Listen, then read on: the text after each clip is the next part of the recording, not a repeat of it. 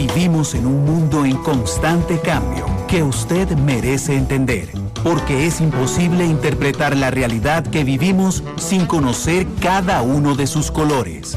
Porque muchos son los tonos de la actualidad. Presentamos Matices. Una producción de Noticias Monumental. 90 años en el corazón de Costa Rica. Radio Monumental.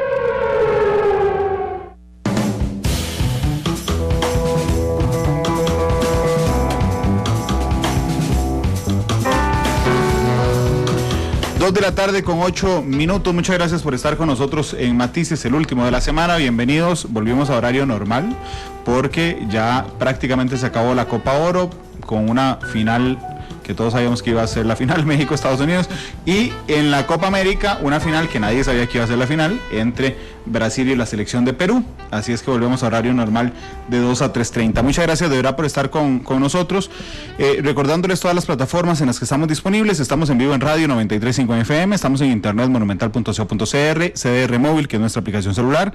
Estamos en el Facebook Live ya de Noticias Monumental, estamos en Twitter en @monumentalcr. Estamos además en esta noche a las 7:30 en Canal 2 y a las 9:30 a través de Monumental, la radio de Costa Rica. Y yo hoy estoy súper feliz porque resulta que desde hace tres semanas les permitimos, o nos permitimos, habilitar una nueva plataforma para ustedes, que es los podcasts. Es decir, que usted puede oír el programa cuando quiera y donde quiera.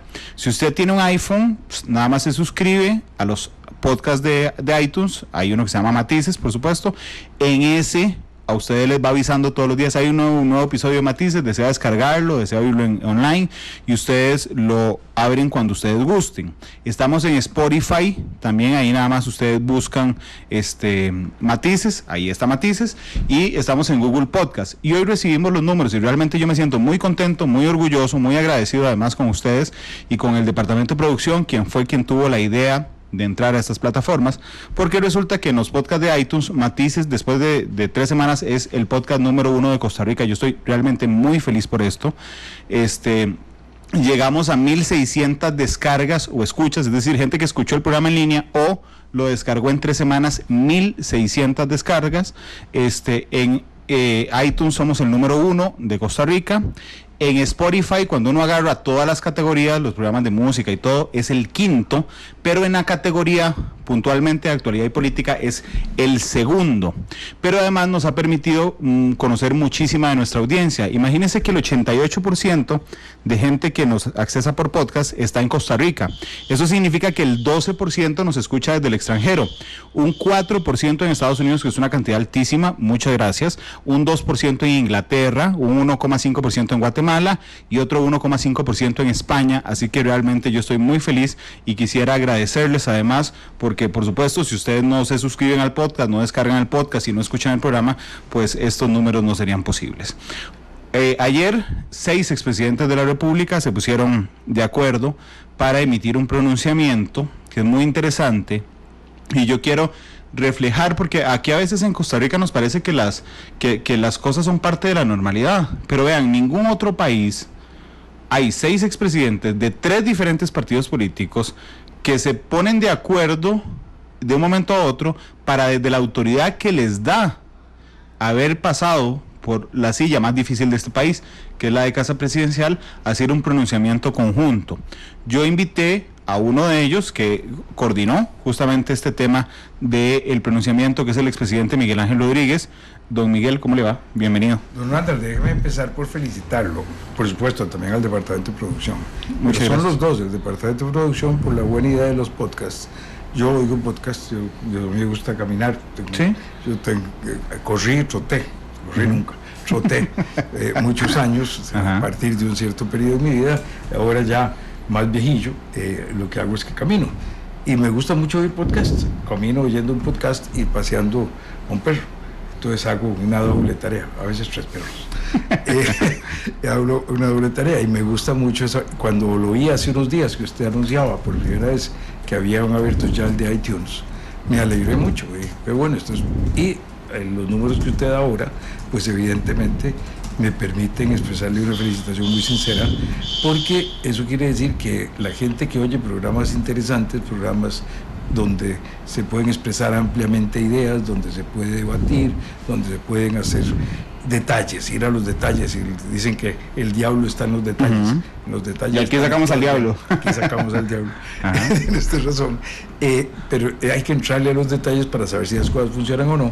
Eso se puede hacer aquí en su programa, y me alegra mucho que eso se lo esté reconociendo la radio audiencia. Gracias, don Miguel, pero además el podcast es riquísimo. O sea, realmente en un momento en el que nosotros dejamos de tener ese poder de decirle a la gente, usted solo nos puede escuchar de lunes a viernes de 2 a 3:30, ahora cambió. Ahora es, usted nos puede escuchar cuando usted quiera, donde usted quiera, haciendo lo que usted quiera, y eso le permite muchísima independencia. Ve que si usted lo escucha en la mañana, Matices no está en la mañana, pero si usted se lo perdió hoy, puede decir, bueno, voy a salir a pasear a los 3 perros escuchando Matices.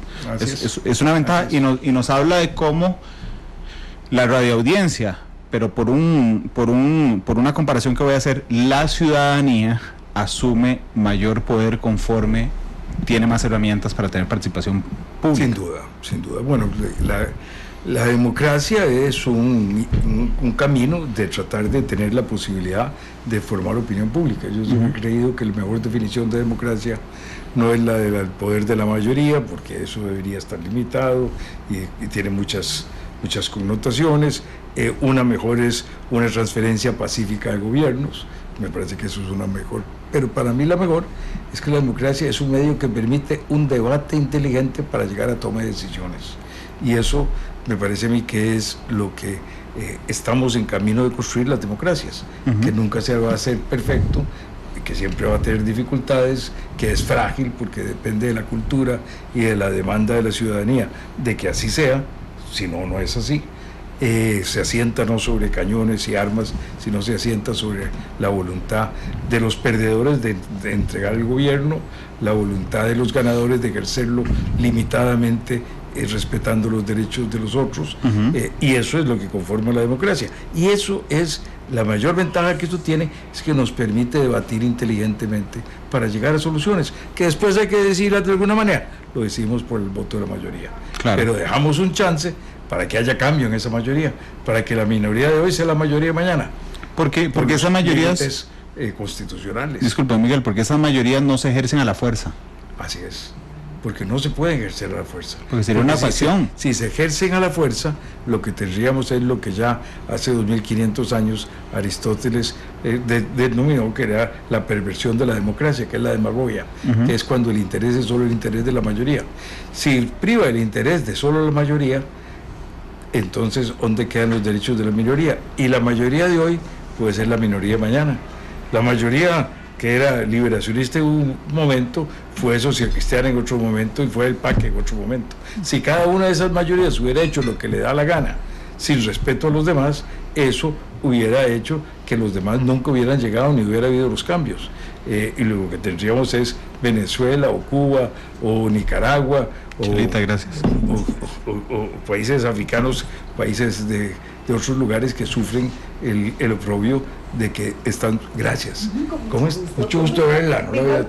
Perdóneme, me agarró usted entusiasmado. Chelita, gracias. Que estaba diciendo y no la saludé. Siempre usted nos da un café muy rico. Muchas gracias. Y hoy agua dulce. Pero hoy agua dulce, sí, yo no sabía que agua dulce. Esa ticura de aquí tan rica. Esa ticura. Saludos a la ministra de Comercio Exterior, doña Diala Jiménez, que ayer me dijo, no sabía que ahora tienen agua dulce. Después de que lo oyó aquí, me dijo, la próxima vez que voy al programa pediré agua dulce. Sí, es deliciosa, a mí me encanta realmente el agua dulce. Chelita, muchas gracias. Rica, está muy rica. Gracias. Don Miguel, cuénteme cómo empezó. Bueno, digo, ahora que hablamos de la tecnología también le permite a los expresidentes estar en contacto, porque yo me puse a averiguar ayer que lo invité, ¿dónde estaban los expresidentes? Usted estaba aquí, hay 3 de ellos que están fuera del país, hay uno que va guardado por su situación personal específica, un silencio absoluto con la prensa. Doña Laura tenía una cita esta tarde, un compromiso esta tarde, pero ustedes se pueden hablar perfectamente en 2 minutos. Bueno, no es algo que hacemos con frecuencia. Sí, no se mandan memes y esas cosas, pero conversan. No, pero muy de vez en cuando, muy de vez en cuando hay algún tema especial. Esto nació con los temas de Venezuela inicialmente, Cuando doña Laura y yo fuimos en un par de misiones a Venezuela, y cuando sentíamos la necesidad de que hubiera una expresión más fuerte de nuestro país en algunos temas relacionados con Venezuela, pues empezamos a conversar y yo tuve la iniciativa de hacer un chat de expresidentes en el cual me he comunicado muy pocas veces, muy pocas veces, sobre algún tema. La última vez que creo que lo hicimos fue con relación al momento en que en Nicaragua la situación se puso tan dolorosa y tan tensa, tan cruel para tanta gente, con tanto asesinato, con tanta gente huyendo del país, y eso, si usted se acuerda, se dio al mismo tiempo que hubo unas manifestaciones xenofóbicas aquí en el Parque de la Merced. Claro. Que a mí me compungieron, me llenaron de preocupación. Yo me acuerdo que cuando yo tuve las diferencias con el gobierno de Nicaragua, el presidente alemán, por el tema del que nos querían quitar nuestros derechos de navegación en el río San Juan, por lo menos en lo referente a que la Guardia Civil no pudiera movilizarse por el río. Y yo estuve varios años de confrontación en esos temas. Mi preocupación principal en este tiempo no era las relaciones Costa Rica-Nicaragua, no, era las relaciones los costarricenses con los nicas dentro de Costa Rica.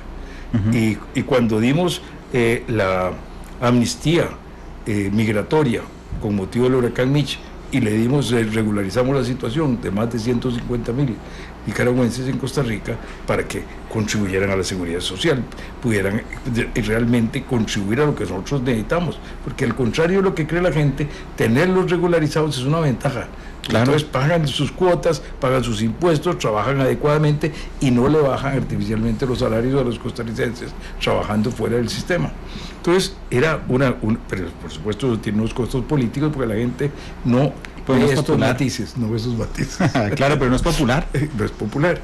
Pero entonces a mí me preocupó que esa reacción se produjera. Entonces fue cuando yo les propuse a los colegas, con mucho respeto, y fue una cosa maravillosa que todos aceptaron y contribuyeron económicamente, que hiciéramos una campaña por televisión llamando a la solidaridad, la fraternidad, la armonía con los nicaragüenses que venían aquí explicando la situación, y se hicieron unos spots muy bonitos que Repretel, Canal 7, 42, nos transmitieron gratuitamente, en los cuales unos niños refugiados aquí en Costa Rica contaban sus historias para que la gente viera lo duro que era esa situación y cómo teníamos que ser de generosos para recibirlos y que cumplir con nuestra obligación. En mi caso, cristiana, pues, católico, practicante, quiero serlo, no siempre lo soy pecador, pero quiero serlo, y estamos llamados al amor, más que a la fraternidad, al amor en los demás y en las personas con mayor dificultad.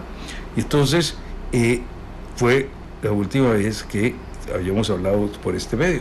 Entonces, ciertamente no es algo que se use así como muy frecuentemente.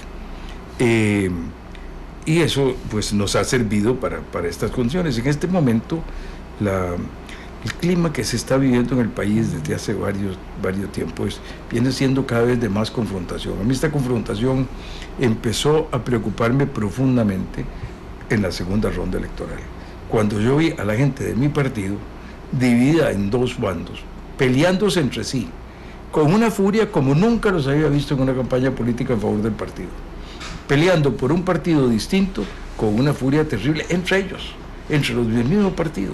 Y lo vi, no en las redes, lo vi en los dirigentes de distintos cantones cuando me muevo por el país, pues usualmente trato de saludar a algún amigo, me buscan, yo llego a poner gasolina y alguien se da cuenta, entonces alguien me parece, y empecé a notar en esos días esa cosa, tanto que cuando yo fui a votar, mi llamado fue a los del partido que volvieran, que nos uniéramos, que trabajáramos juntos, que no nos peleáramos de esa manera, que no nos desuniéramos, que eso era angustiante y eso era malo para el país.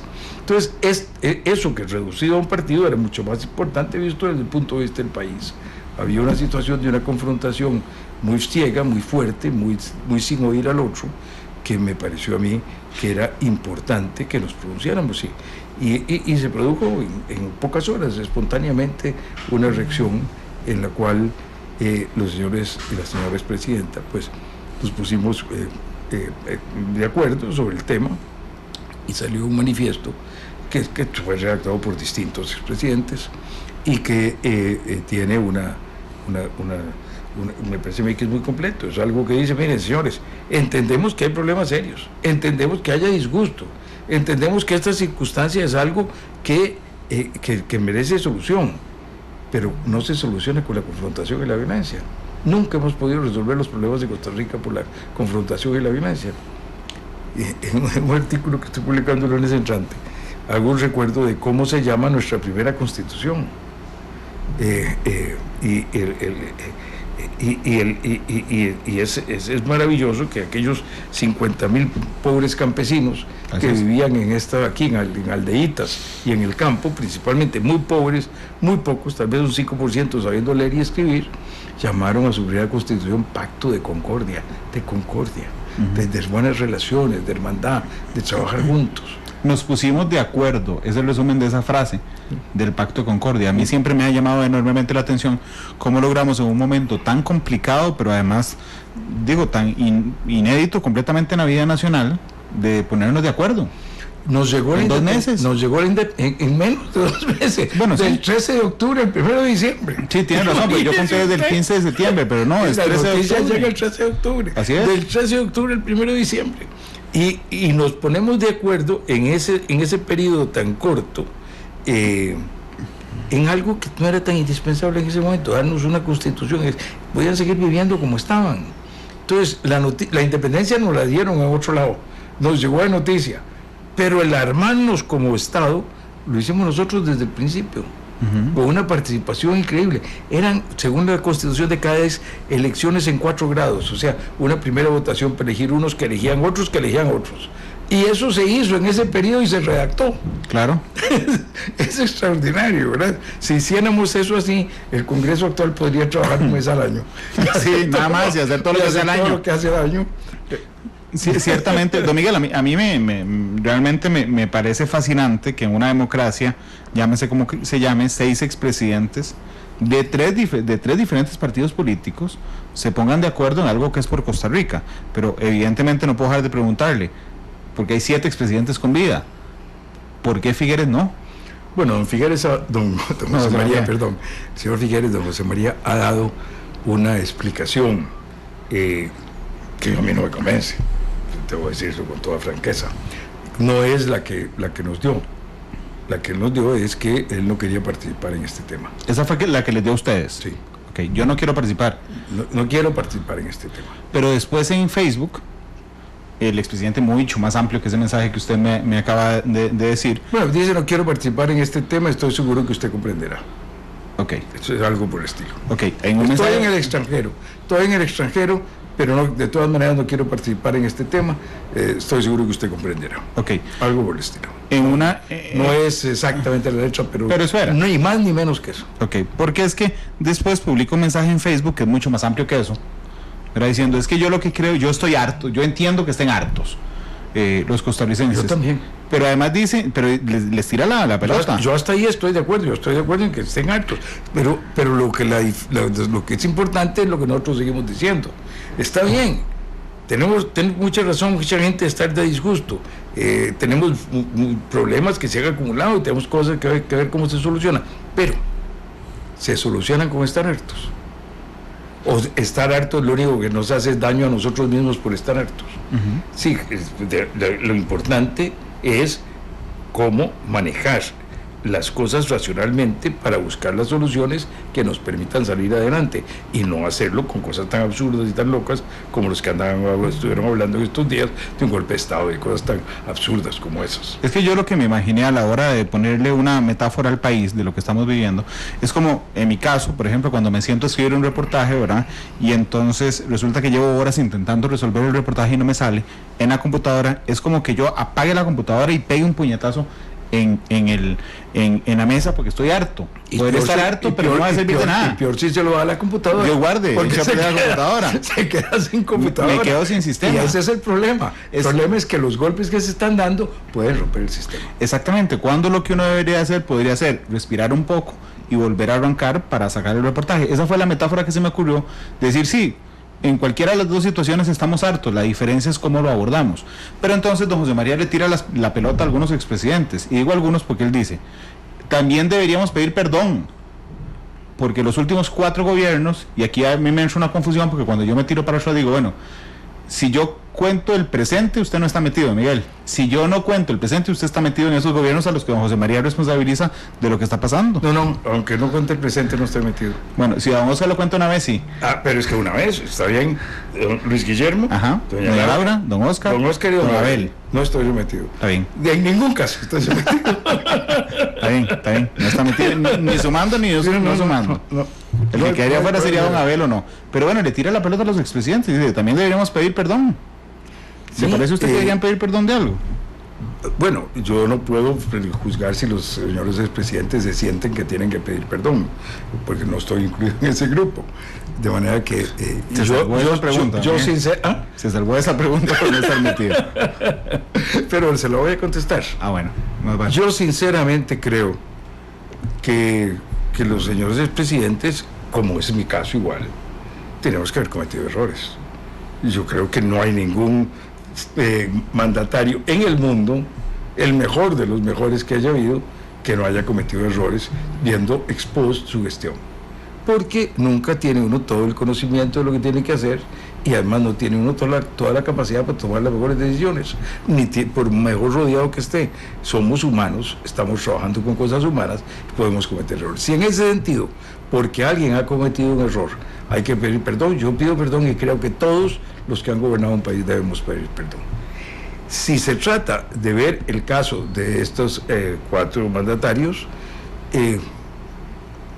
3 de ellos adversarios políticos míos, y una persona que me metió a la cárcel, de manera que no es que lo estoy viendo desde el punto de vista de un lente apasionado de amor, sino la indiferencia o con la posición que me da el que no sean personas con las que he tenido diferencias políticas importantes o personas con las que he tenido personalmente dificultades muy graves. Yo diría que ninguno tiene que pedir perdón si no es por esa visión general. ¿Por qué? Porque en lo que se hayan equivocado lo hicieron dentro del sistema, respetando el sistema, respetando las libertades de la gente, tratando de lograr lo mejor. Pueden haberse equivocado a mi modo de ver. Puede ser que ellos crean que yo soy el equivocado y tienen todo el derecho, igual que yo, de verlo de esa manera. Claro, pero hay una teoría en el Sistema Interamericano de Derechos Humanos, particularmente en delitos del honor, contra el honor, pero a mí me parece que es aplicable a muchas cosas, se llama la real malicia. Y la real malicia es que cuando usted juzgó sinceramente que era la mejor decisión suya, aunque se equivocara al final, digamos, uno actúa a conciencia, en el sentido de que lo hace pensando que es lo mejor. Así es como te juzga Dios, que es el que sí los conoce de verdad, porque al final de cuentas ni uno mismo se conoce de verdad. Yo cuando me recuerdo de mis hechos de hace 10, 20 o 50 años, pues yo me los recuerdo como hoy los estoy viendo. Ni siquiera tengo la capacidad de recordarme exactamente cómo eran, porque ya los modernizo, ya los traigo a mi vida actual. Entonces los veo con el cariño propio que yo me tengo a mí mismo. Entonces me veo con mucha consideración. Yo no soy un buen juzgador de mí mismo. Cuando me ve alguien de afuera, no tiene la capacidad de meterse en mi conciencia para saber internamente qué es lo que yo estoy pensando de verdad, sino solo mis signos externos. Entonces ni los demás ni yo me puedo juzgar a mí mismo en conciencia. En conciencia de verdad, solo Dios me puede juzgar. Pero además, don Miguel, y se lo digo con todo respeto, no sé si le molestará mi apreciación, pero yo creo que los expresidentes tienen una particularidad. Cuando uno habla con expresidentes, que ya pasaron por Zapato, por supuesto, le da a uno la impresión de que tienen muchísima más madurez y que, digamos, son más estadistas, si me permite el término, que cuando pasaron por casa presidencial. No, yo estoy de acuerdo con usted, no me produce ningún resentimiento, eso me parece muy lógico. Me parece lo más lógico del mundo lo que usted está diciendo.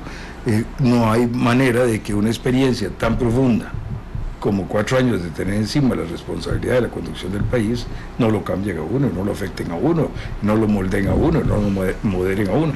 Yo creo que eso es pensar que uno es inmune a ser afectado por un impacto tan grande sería muy soberbio, me parece. Yo no podría ser tan soberbio de pensar que yo soy capaz de pasar por una experiencia de esas sin que ella me cambie, como no soy capaz de pensar que fuese una experiencia negativa como las que he pasado en mi vida sin que ella me haya afectado. todas la van afectando a uno y uno se va cambiando. Uno es uno en sus circunstancias, y conforme van cambiando las circunstancias... Es una de las mejores frases de la historia, por cierto. Ortega C. tiene frases extraordinarias. Sí, es impresionante. Ahora bien, este chat, si me permite, de comunicación entre expresidentes, se activa como se activaba la sirena de Monumental en la esquina de los grandes acontecimientos. Solo cuando pasaba algo realmente importante se prendía la sirena. De lo que me ha relatado, me parece que solo cuando surge algo que alguno de ustedes dice, suave, hay que hacer algo por Costa Rica, es cuando se activa esa comunicación entre expresidentes. Así es, y todos los señores expresidentes, las señoras presidentas, hemos sido muy respetuosos de esto. Nunca lo hemos hablado ni nos hemos puesto de acuerdo en que así se maneja. Pero de hecho, tácitamente, así se ha hecho.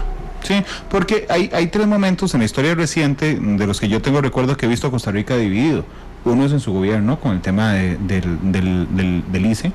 El otro es en el TLC en 2007, en el referendo, y el otro es ahora. Pero permítame decirlo, Miguel, que de esas tres, esta se lleva el primer lugar indiscutiblemente.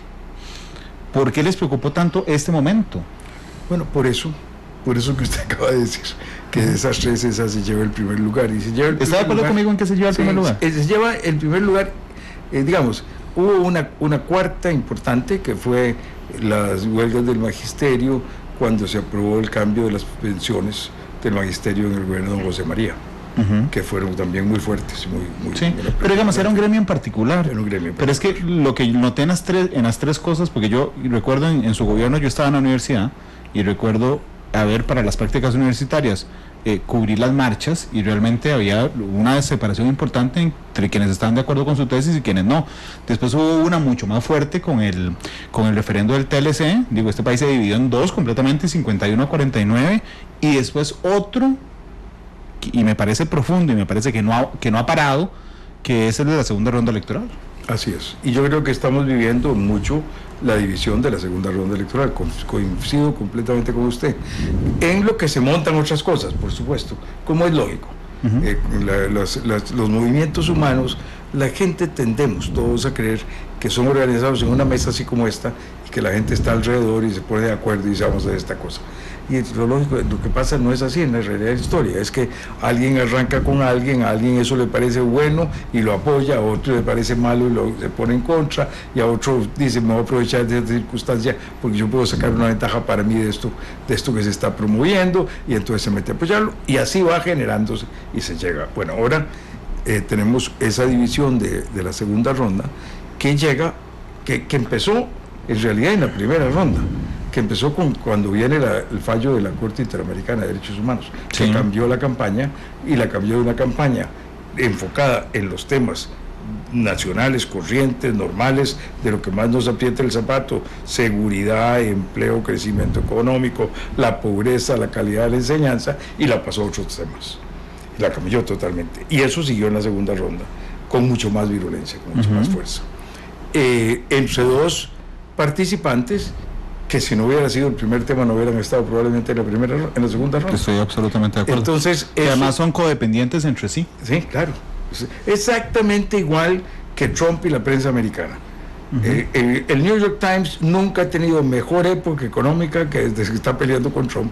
Y Trump no tiene nada mejor que el que les satisfaga a la gente que lo apoya a él que su pleito con el New York Times y el Washington Post y los otros periódicos. Y los dos conviven.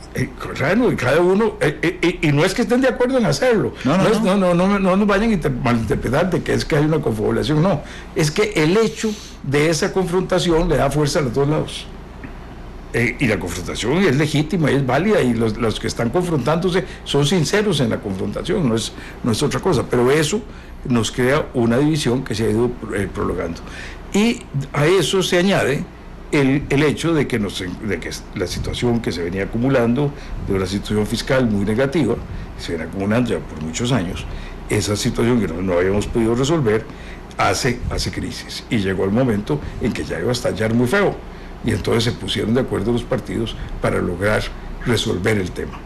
Y eso afecta a los empleados públicos, a los cuales se está poniendo nuevas reglas, a los funcionarios de las universidades, a los que están poniendo nuevas reglas, a los empleados del Poder Judicial, a los que están poniendo nuevas reglas, a los empleados de la Caja del Seguro Social, a los que están poniendo nuevas reglas, y aunque esas reglas no son para disminuirle lo que tienen, sino para cambiarle las expectativas de lo que podrían llegar a tener con las reglas anteriores, hay un sentimiento de que me están lesionando, y la gente reacciona en defensa de sus intereses. Entonces se unen unos intereses muy directos, personales, que tienen mucho más que ver con la posibilidad, no con la posibilidad, con la aprobación de una ley que regula el crecimiento del gasto público de una manera que va a hacer unos cambios significativos de aquí hacia adelante, muy poco a poco, muy gradualmente, pero los va a hacer. Eso mucho más que los impuestos, es lo que. Pero claro, la cara externa son los impuestos. Y detrás de esto, divisiones de temas de valores culturales, de familia, religiosos, que son temas muy fuertes, muy sensibles, en que la gente se apasiona mucho y que dividen de una manera muy fuerte la población. Por eso el llamado es un llamado costarricense. Estamos en la misma casa, vivimos en el mismo país, este es nuestro lugar y nuestro destino depende de esto. Cuando afectamos mal este país, nos afectamos todos mal. No podemos hacer beneficio para un grupo simplemente destruyendo al país. Eso no es beneficio para ese grupo, a la larga eso es perjuicio para ese grupo. Claro. Entonces ese es el llamado que estamos haciendo. No es un llamado que en forma alguna sea para decirles, miren señores, tienen que pensar de esta manera, o miren señores, no pueden protestar. No, ahí decimos, es legítimo expresar los intereses, es legítimo en una democracia manifestar nuestras posiciones dentro de la institucionalidad, respetando el derecho de los demás. Y también decimos, las legítimas preocupaciones, el gobierno tiene la obligación de tratar de resolverlas y de atenderlas y de verlas, pero por los cauces legales, constitucionales, respetando la democracia, respetando el derecho, el Estado de Derecho, respetando las normas de convivencia que tanto nos ha costado ir construyendo. No, Miguel, hay un elemento de lo que usted acaba de decir, que es el único que no estoy de acuerdo con usted en el fondo, que es, efectivamente esto podría considerarse un conflicto por intereses gremiales en un inicio, que se convierte posteriormente, como eso no da, digamos, el elemento suficiente para que la ciudadanía se enoje, solo los gremios, entonces usted lo tira más amplio en su cara externa y lo dibuja de impuestos, porque eso sí nos afecta a todos los demás y no solo al gremio. Pero todavía, como hay gente que sí está de acuerdo con el tema de los impuestos, usted lo amplía aún más y habla de valores. Sí. Y a mí en eso no estamos en eso estamos qué dicha. Eso estoy de acuerdo. Porque, ¿sabe qué es lo que me preocupa? Que tanto en los dos ejemplos que puse, en el ICE, en su gobierno, la diferencia entre la población era por una decisión que podía tomarse o no tomarse. Es decir, era un sí o un no, la apertura del mercado de telecomunicaciones. En 2007, el referendo, era por una decisión que iba a tomarse. Es decir, sí TLC, no TLC.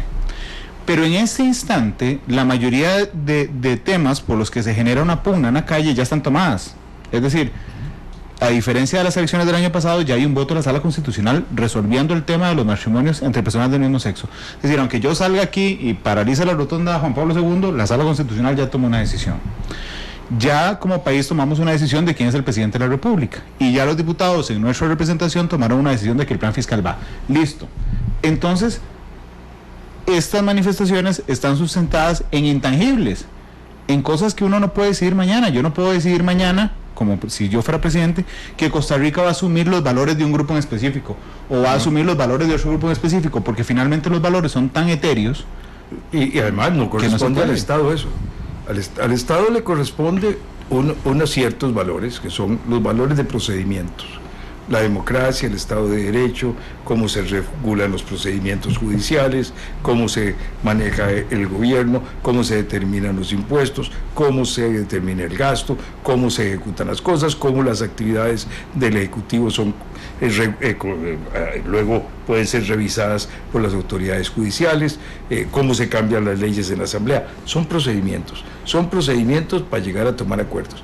Dentro de esos procedimientos hay unos valores fundamentales que están en la Constitución: la libertad, la dignidad humana, debido proceso. que son unos cuantos muy generales. La libertad. Pero, la libertad, por supuesto, de primero.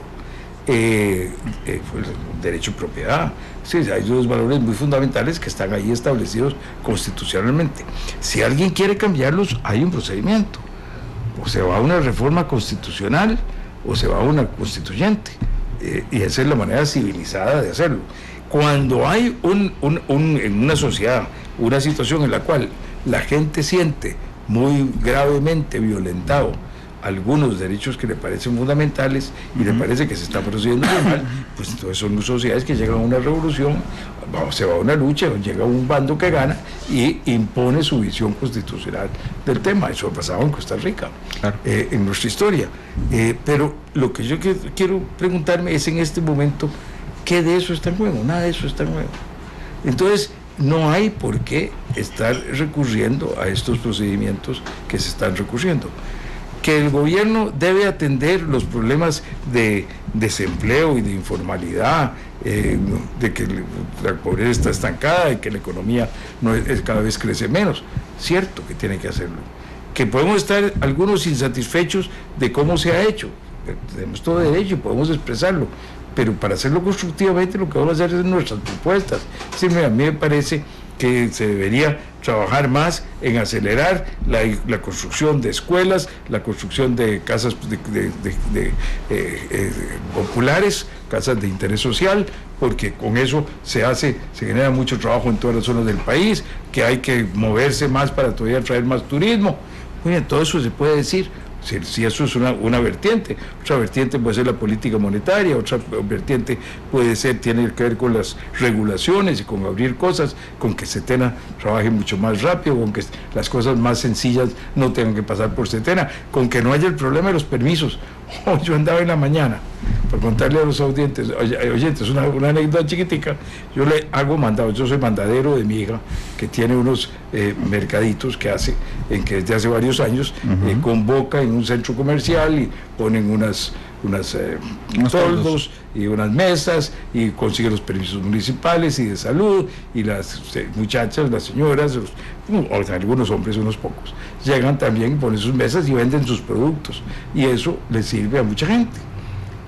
Hoy andaba en el Ministerio de Salud de Heredia presentando la solicitud para un mercadito que va a haber en agosto ahí en Heredia, y no llevé los carnés porque todavía no sabe exactamente quiénes van a ser los expositores, pero tengo que ir pidiendo el permiso. Entonces le digo, yo le puedo mandar por internet, le puedo mandar las copias de los certificados de los carnés de salud, que son una copia de todas maneras. Me dice, no, tiene que venir a entregarlo personalmente. Eso quiere decir que una persona tiene que gastarse 3-4 horas en ir a dejar un papel que puede sin ningún costo pasar, y que es el mismo papel que es una copia que le va a llegar de una manera u otra. Bueno, esas son cosas absurdas, eso hay que quitarlo. Esas son cosas que no pueden seguir ocurriendo en el país, y cada vez que hay una cosa de esas, el que lo sufre debería manifestarlo. Yo voy a escribirle al Ministerio de Salud para hacerle ver que esto es una locura. Cada vez que me encuentro con un trámite de esos, lo trato de ponerlo, pero no voy a hacer una revolución. No, quiero decir, estos cambios hay que hacerlos, y yo puedo estar en disgusto de si el gobierno lo está haciendo bien o mal, pero mi manera de mejorarlos es decir, miren, el Ministerio de Salud resuelve este problema. Claro. Esto no es lógico. Porque tenemos vías institucionales para hacerlo. Esta mañana algo conversábamos en el noticiero, y alguien me puso, claro, Randall, porque si a usted le violan la libertad de expresión o la libertad de prensa, usted sería el primero en ir a paralizar las calles. Y yo lo pensé cuando leí el comentario, y yo dije, no, realmente no iría a paralizar las calles, iría a la sala constitucional. Claro. Es la diferencia, digamos, entre la salida institucional y la salida de hecho, entre imponer la fuerza para que el Estado tome mis decisiones. Y lo curioso es, y ojo, por favor, no confundamos el término gobierno con el Estado. Tenemos un Estado fuerte, sólido, donde tenemos las vías para defendernos: la Defensoría de los Habitantes, la Contraloría General de la República, la Sala Constitucional. Don Miguel, discúlpeme que le traiga los diputados. Bueno, cada uno puede llegar al diputado que representa a uno. Uno le escribe a su diputado, lo llama por teléfono, va a hacerle una visita y dice, mire, me está pasando esto.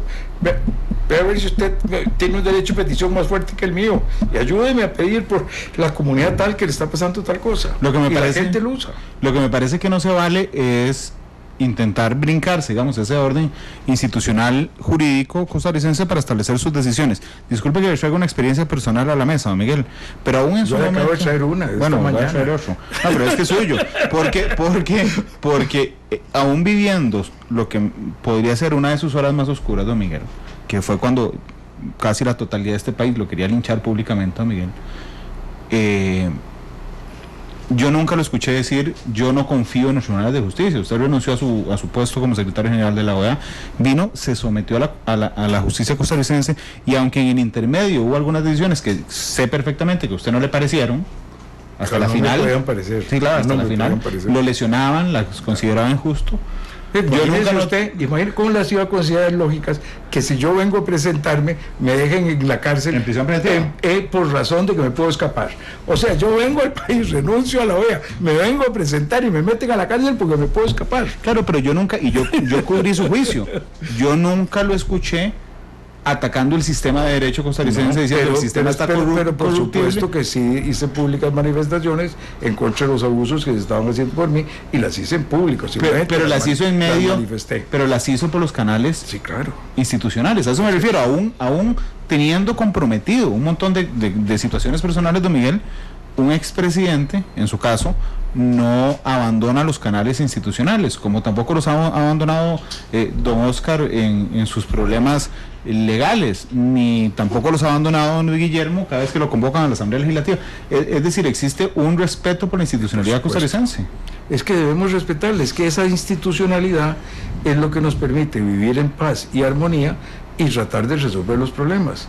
Imagínese usted, yo pongo un ejemplo: la casa está empezando a incendiarse y yo me pongo a pensar en cómo me peleo con un vecino porque no me está ayudando a apagar el incendio.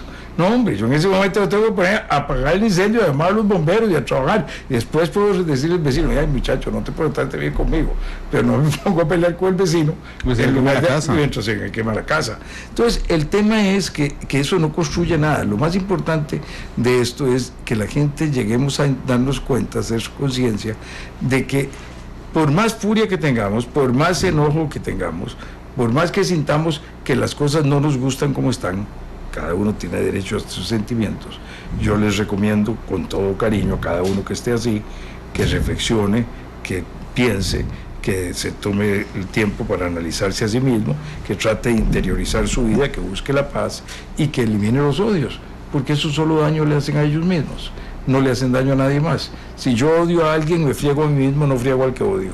Entonces, ¿para qué meterse en esas cosas? Pero lo más importante no es eso, lo más importante no es que se hacen daño a sí mismos, es que le hacen daño a los demás, y al hacerle daño a los demás se hacen daño a sí mismos y no resuelven los problemas. Don Miguel, dice Noemi Ramírez: todo está bien, pero ningún gobierno puede obligar a las personas a pensar igual. Unos pueden aceptar y otros no, por ejemplo, esto sobre el tema de los homosexuales. Tiene todo el derecho. Eso es imposible. Pero hay salida lo que yo me refiero es que hay salida constitucional. Si a Noemi no le pareciera o no le parece, cuando salga la ley, que va a tener que salir por sentencia hasta la cuarta, podría interponer una acción de inconstitucionalidad al día siguiente. Y puede meter un amparo y puede buscar cómo resolverlo. Y el que salga una ley que dice una cosa, no la obliga en su conciencia que ella cambie lo que ella cree. Eso no nos lo pueden imponer. Yo estoy completamente de acuerdo en eso. Yo he metido en la celda, en la cárcel, en el calabozo, interiormente era libre. Yo me podían tener ahí, me podía el 90% de la gente decir que yo era un sinvergüenza y que deberían colgarme en la plaza, en el Parque Central. Pero yo interiormente tenía mi conciencia y era libre y podía tomar mis decisiones y pensar que estaba mal hecho lo que me estaban haciendo, y luchar por la vía institucional en los tribunales para defenderme y probar mi justicia como lo probé. Entonces, cada uno tiene una vía como salir, y ciertamente tenemos que tener un respeto muy importante por todos, por unos y por otros, porque si no, nadie puede pedir respeto para sus posiciones y no respeta la de los demás. No, Miguel, una cosa de principio. Esteban Quesada dice: Randall, consúltele por favor a don Miguel Ángel, si no es por la vía de la presión, ¿cómo se hace valer el derecho ciudadano a ser escuchado si los mandatarios hacen caso omiso? Se hace varias cosas. Es muy buena pregunta, tiene toda la razón. yo puedo manifestarme, nadie le dice que no se manifieste. Yo puedo salir con una pancarta y caminar por la acera diciendo mi punto de vista y hacerlo frente a la casa presidencial sin atacar la casa presidencial, sin impedir el tránsito y sin impedir que nadie entre. Eso es legítimo. ¿Sí? Hay maneras de hacer las cosas. Lo que no se puede es hacerlas violentando los derechos de los demás. No las puedo hacer rompiendo la propiedad ajena, no las puedo hacer impidiendo a los demás el tránsito en las vías que son para que todos transitemos, no las puedo hacer impidiendo que los enfermos sean curados, no las puedo hacer rompiendo los sistemas de seguridad del país. Esas cosas que no puedo hacer. Entonces, hay otras cosas que sí puedo hacer y sí puedo manifestarlas. Y yo puedo, hoy día con las redes sociales, podemos manifestarnos por las redes, construir, hablar con gente, movernos, crear opinión y crear conciencia de lo que a nosotros nos parece, a ver si encontramos que hay un punto suficiente. Y eso llega al gobierno, eso llega a los gobernantes, porque los gobernantes no están ahí para hacer su voluntad. Los gobernantes, una vez que uno es elegido gobernante, uno pierde mucha libertad. Yo de académico tenía una libertad enorme para pensar con la mente muy amplia lo que a mí me parecía. Cuando fui político, candidato, ya no podía tener esa misma libertad. Tenía que meterme dentro de un esquema donde podía hacer sintonía con mucho más gente, porque si no, no tenía ningún futuro. Y cuando fui gobernante, todavía más limitado, porque tenía que responder no solo a los que votaron por mí, sino a los demás, a todo el país, por mis acciones. Incluso por los que no votaron por usted. Sobre todo los que no votaron por uno. Y entonces uno tenía que responder a todos y entonces tenía que tener mucho más limitaciones. Así como el gobernante, al llegar a gobernar, tiene más limitaciones, el ciudadano también está sometido a unas limitaciones para defender el principio de que él pueda opinar, de que él pueda circular, de que él pueda defender su propiedad. Y para eso tiene que defender la libertad de los demás, la propiedad de los demás, el derecho a circular de los demás. Don Miguel, en la reflexión sobre esto que está pasando, yo he escuchado a gente que cuando habla con personas que votaron por el presidente Alvarado, le dicen, vea lo que nos hizo su presidente. Y yo llegué a la conclusión de que la ciudadanía, los que no votaron por el presidente Alvarado, no han caído en conclusión de que también es su presidente. Es decir, el 8 de mayo de 2018, don Carlos se convirtió en el presidente de todos, los que votaron por él y los que no votaron por él.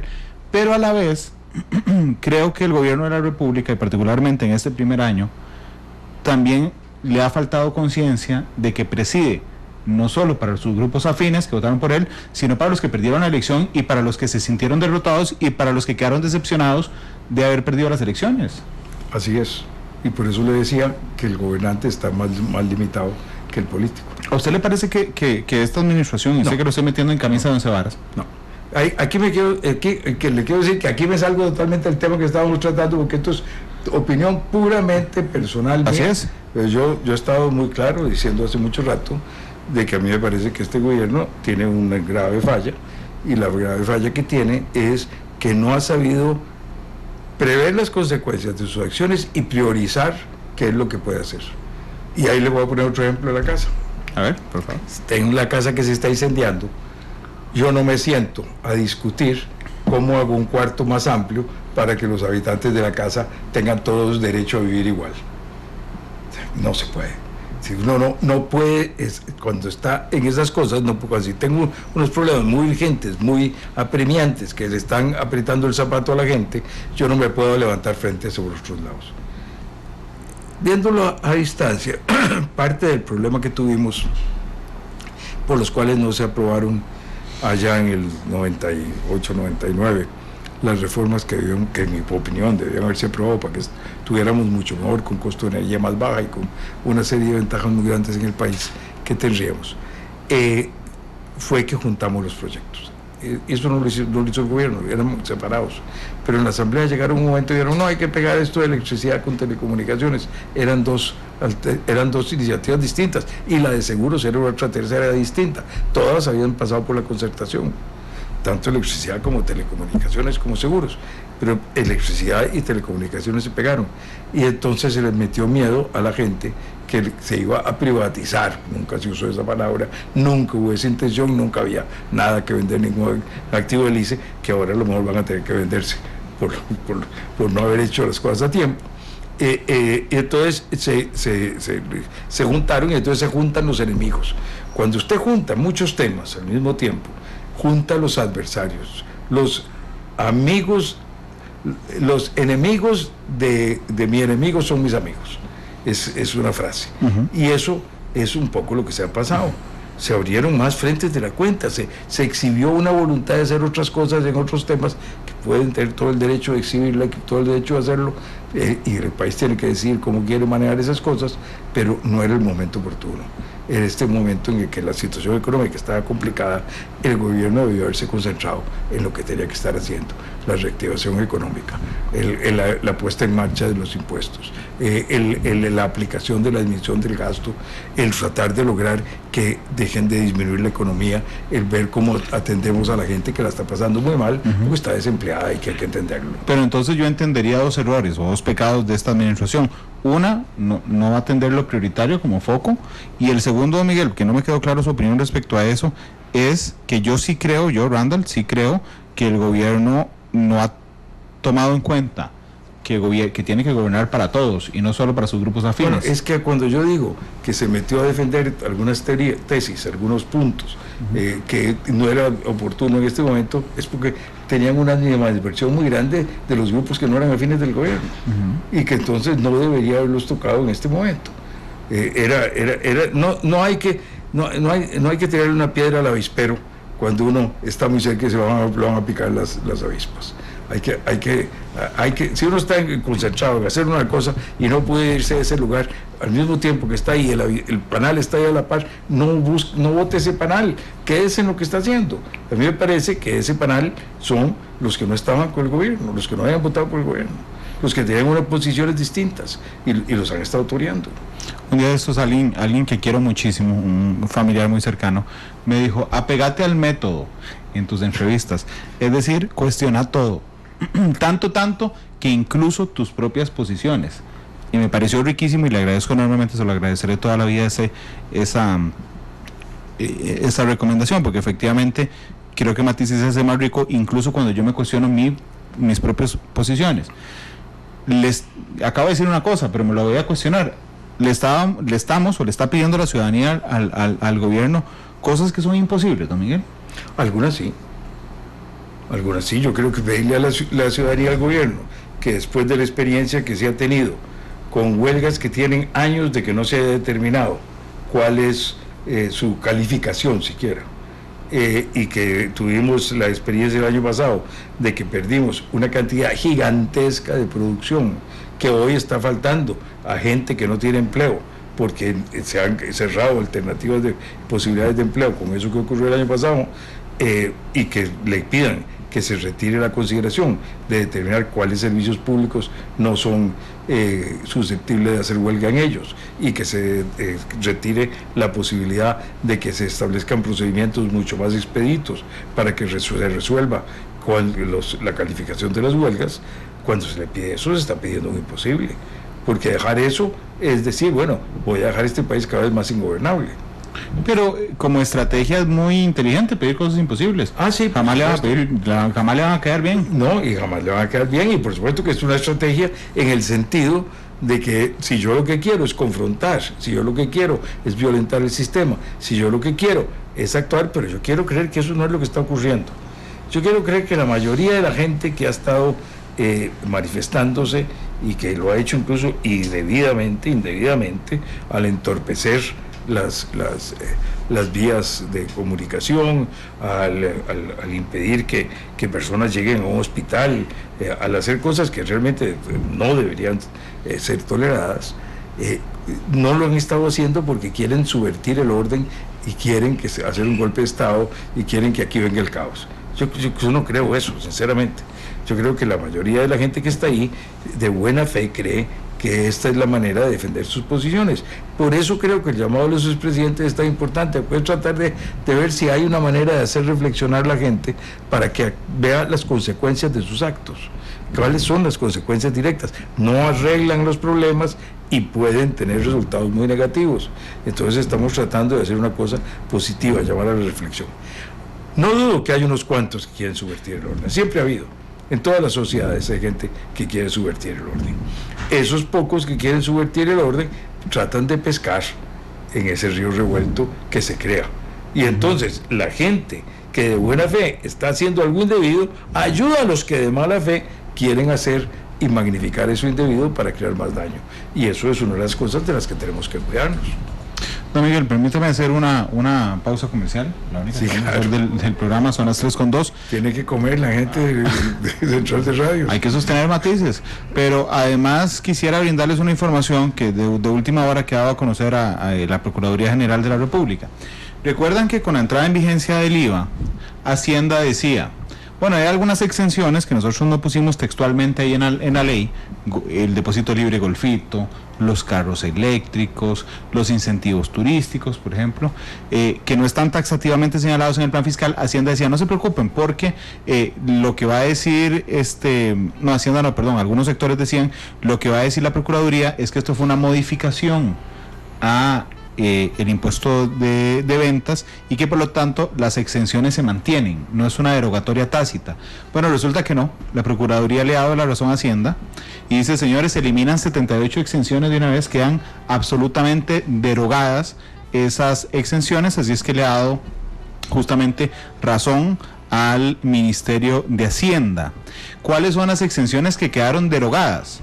Son muchas, pero bueno, el Patronato Nacional de Ciegos, los centros agrícolas cantonales, el Inciensa, el IMAS, la Empresa de Servicios Públicos de Heredia, la Cruz Roja, Visión Mundial, el INA, SENASA, los incentivos turísticos, el ICT, las cooperativas de electrificación rural, las del INCOFER, las de las fundaciones Konrad Adenauer, Friedrich Naumann, Friedrich Ebert, el Banco Hipotecario de la Vivienda, las mutuales, el Servicio Nacional de Riego de Avenamiento, la Ciudad de los Niños, Procomer, equipo médico. Eso ha quedado derogada completamente. De hecho, ahí está la información de última hora, quedan completamente derogadas esas exenciones, así es que a partir de ese momento ya no serán exentas más, a menos de que los diputados por la vía legal resuelvan volver a activarlas. Son las 3:04, vamos a la pausa y regresamos. ¿Me dejas hacer un comentario?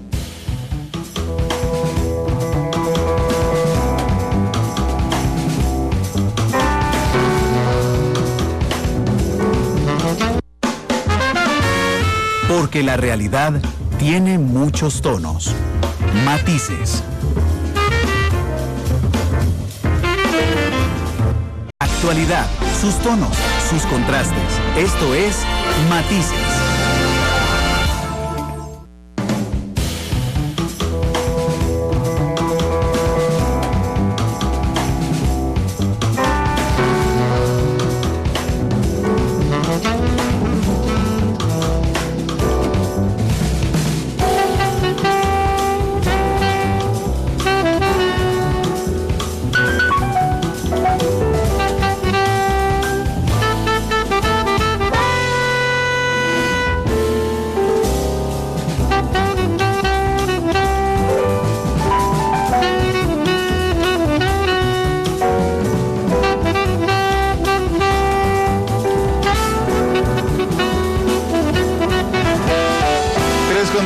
De la tarde. Gracias por estar con nosotros en Matices. Le hicimos a don Miguel la pregunta más difícil de la entrevista de hoy. ¿Cuál será la canción con la que va a despedir? Pero tiene 10 minutos, don Miguel, todavía para pensarlo. La última pregunta del segmento anterior es si le pedíamos cosas imposibles al gobierno. Porque eso me iba a llevar a preguntarle si es momento de una reforma al Estado. Bueno, yo creo que realmente estamos en medio de una reforma del Estado, porque para poder aplicar la regla fiscal hacia los años que vienen por delante, con el bajo crecimiento de la producción y con la necesidad de ir disminuyendo el gasto para que el déficit se vaya disminuyendo y deje de crecer la deuda pública hasta que se vuelva a ser impagable, no hay más remedio que va a ser que en el camino hay que ir haciendo reformas. Entonces lo que hicimos fueron, Dios, si me lo permite, pero hemos ido haciendo reformitas. Hemos ido haciendo reformitas y proponiendo reglas que nos obligan a hacer reformas. Ok. La regla fiscal nos obliga a aplicarla, para aplicarla bien, va a haber que hacer reformas. Si no, no veo cómo se va a cumplir con ella. La generación de la facturación electrónica y el IVA juntas me parecen que es una reforma. Es una reforma importante. La reforma a la renta sí, tiene una reforma muy importante, de muchas cosas que se incluyen de rentas altas que antes no estaban. Don Miguel, pero más, digamos, cuando yo comparo esto con los gobiernos anteriores, realmente, incluso el suyo, esta época de la posmodernidad tiene algunos elementos que son muy complicados de entender en todos los niveles de la vida. Las redes sociales es una de ellas. Sin duda. Yo le voy a quitar 2 minuticos. Señora, usted leyó una lista. Sí, es cierto, Miguel, usted me dijo. Y yo le iba a hacer un comentarito. Las exenciones. Sí, hay una solución. Y es la lógica que se debería usar. Si el país quiere que de verdad algunas de esas instituciones tengan un ingreso, que se lo den el presupuesto como una subvención, que sepamos cuánto nos cuesta. Dejemos de estar dando subvenciones que no sabemos cuánto cuestan.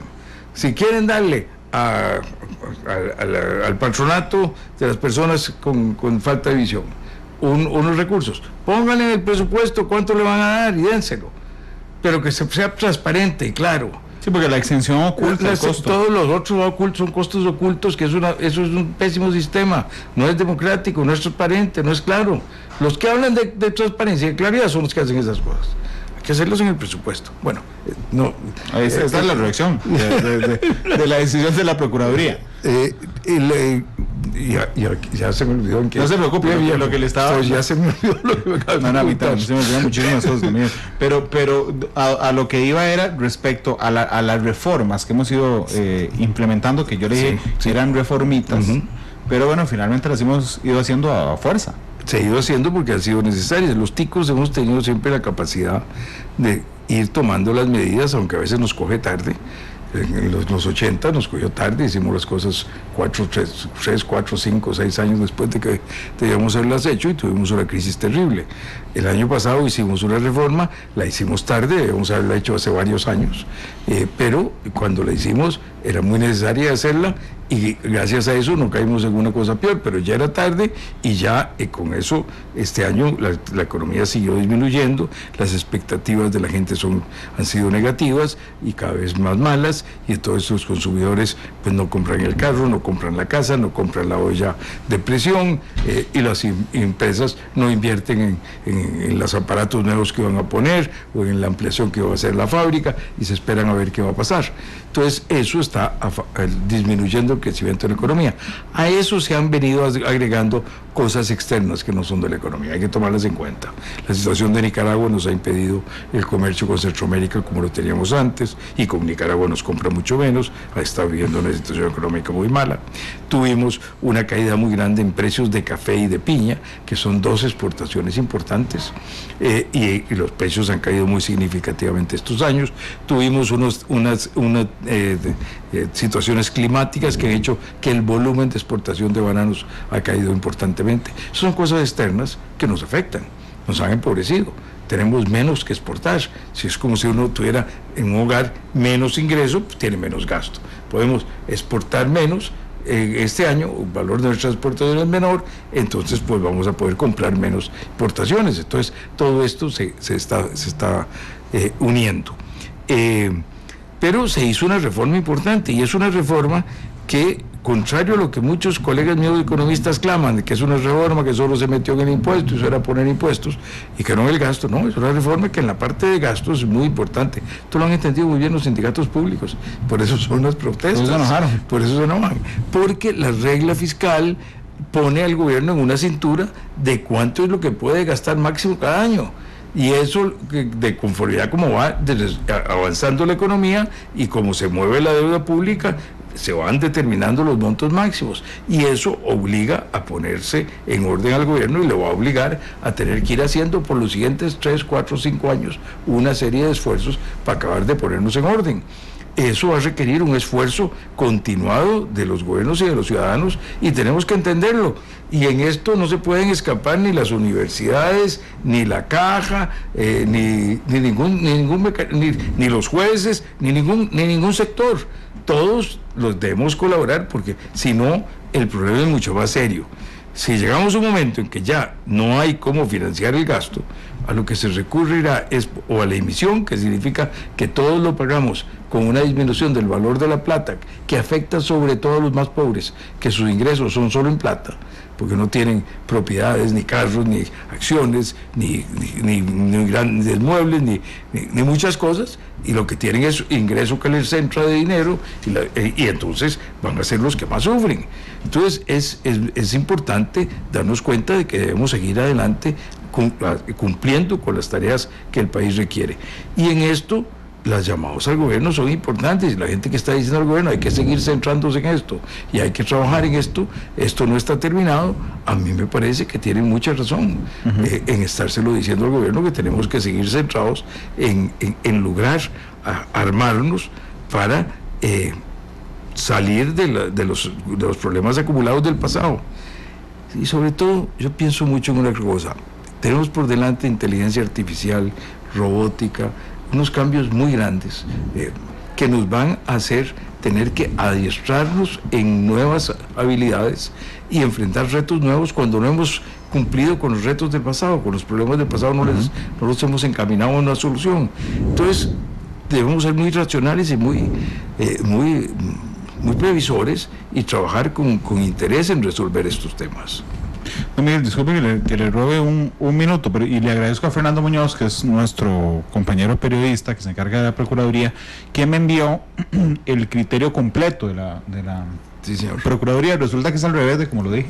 Porque la conclusión, y le agradezco mucho a Fernando, dice: en criterio de la Procuraduría, que la lista de exenciones contenida en el artículo 8 de la ley que reforma la 6826 viene a sustituir la lista de bienes exentos contenida en el artículo 9 del texto reformado. Asimismo, dice: no puede entenderse que las exenciones de mal llamado impuesto de ventas otorgadas mediante otras leyes hayan sido derogadas tácitamente por razones explicadas supra.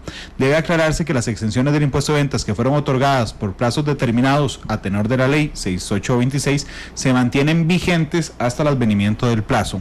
Sin perjuicio de lo resuelto, considera esta Procuraduría que ante la ausencia de derecho transitorio que regule la transición de los cambios que introduce la ley y ante la ausencia de normas derogatorias en dicha ley, no puede concluirse que exista una derogatoria tácita ni de las exenciones creadas a su amparo. Así es que me disculpo, lo habíamos interpretado mal yo y creo que la mayoría de medios de comunicación.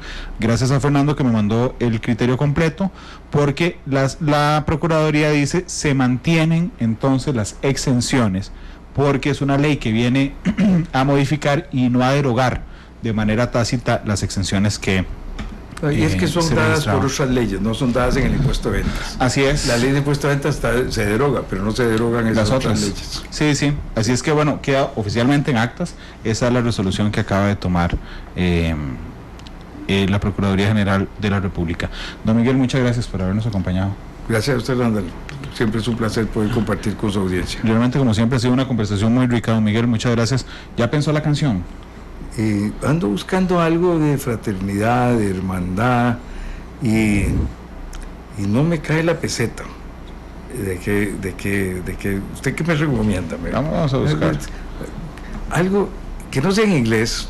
Ajá, tiene que ser en español. Para que la letra se entienda, pues la mayoría de la gente no habla inglés, pero que nos hable de fraternidad, de relaciones humanas, de la necesidad de construir juntos. ¿Le gusta Lazos de Amistad? ¿Así? ¿Le gusta bonita, eso? Bonita. Es bonita, ¿verdad? Sí, me acabo de acordar de mi grabación de colegio. Yo sabía que usted tenía una cabecita joven, que no le pasa la de las mías, que no se no crea en el archivo las cosas. Marvin, Lazos de Amistad, ¿será entonces? Don Miguel, muchas gracias. Gracias a usted, don Randall. Gracias a ustedes que nos acompañaron esta tarde. Nos despedimos entonces con Lazos de Amistad. Hasta luego y feliz tarde.